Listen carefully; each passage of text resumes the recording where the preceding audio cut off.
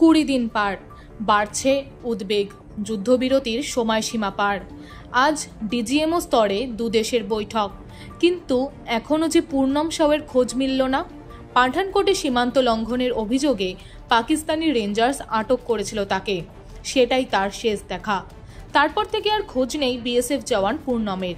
স্বামীর খোঁজে দেশের এ প্রান্ত থেকে অন্য প্রান্তে ছুটছেন স্ত্রী রজনী সাউ। বিএসএফ থেকে প্রশাসন, সব দরজাতেই কড়া নাড়ছেন তিনি, কিন্তু খবর নেই তার নিখোঁজ স্বামীর।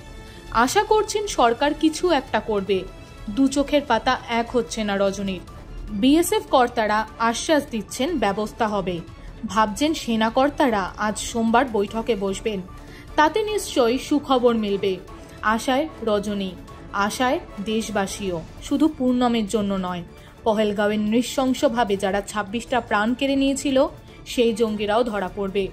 কিন্তু কোথায় সেই 4 জঙ্গি?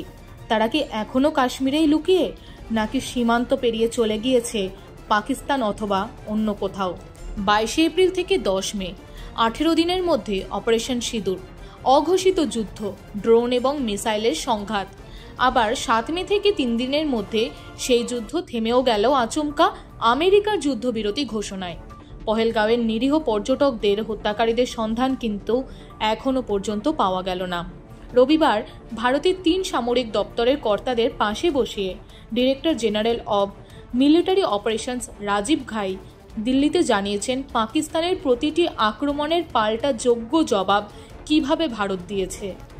পাকিস্তানকে উচিত শিক্ষার তথ্য দেওয়ার পাশাপাশি ভারত শীঘ্রই রাষ্ট্রসংঘের নিরাপত্তা পরিষদেও জমা দেবে পাকিস্তানের পক্ষ থেকে হামলা, সন্ত্রাসে মদত এবং বিনা প্ররোচনায় ভারতের সাধারণ মানুষের ওপর গুলি তথা ড্রোন মিসাইলের হানার প্রমাণ। কিন্তু এই নৃশংস ঘটনাটি যেন দিন দিন কর্পূরের মতোই উবে যাচ্ছে।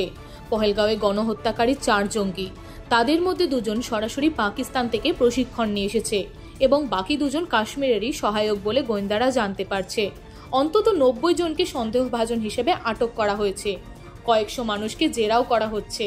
সেনা ও আধা সামরিক বাহিনী এখনও দক্ষিণ কাশ্মীরের জঙ্গলে চিরুনি তল্লাশি চালাচ্ছে। অঘোষিত যুদ্ধ থেকে যুদ্ধবিরতি পর্যন্ত হয়ে গেল, খোঁজ মেলেনি এই গোটা পর্বের সূত্রপাতকারী সেই ঘাতক বাহিনীর। অপারেশন সিঁদুর কিন্তু তাই এখনও শেষ হয়নি, এখনও না।